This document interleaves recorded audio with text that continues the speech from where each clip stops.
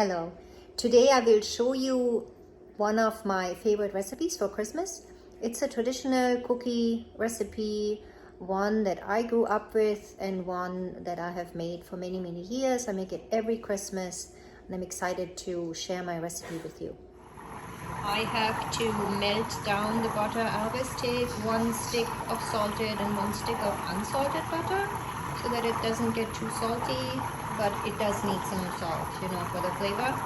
Melt it down and then let it brown just slightly. And with this process, the main thing is to not let it get too dark.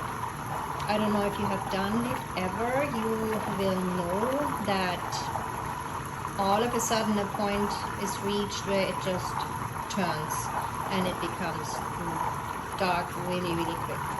So it's good to have your eyes on it. So it has been on the stove for, I would say, about 10 minutes. And at this point, I had to reduce the heat a little bit because it becomes kind of foamy and it can bubble over at that point. You can now see that the color is changing, so it is almost done. So I just turned the heat off and now I'm going to let it cool. And then once it has cooled, I will be using it. The butter has cooled and I measured out the flour that I'm going to use, 13¼ ounce of flour, put 2 large pinches of vanilla extract in there and of ground vanilla in there, and the sugar is also measured out, 7⅛ ounce. So here you can see how the butter browned.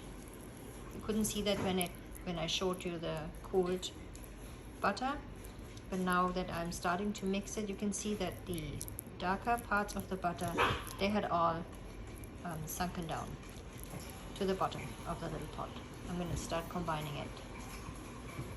I just combined it. It's very easy to combine. It's a very easy to work dough because the butter is really soft and creamy, and so you just combine it and then you form little rolls and cut them.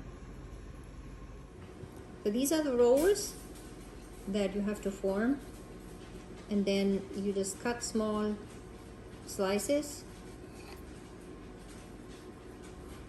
and you arrange them on a baking sheet that you have prepared with a parchment paper.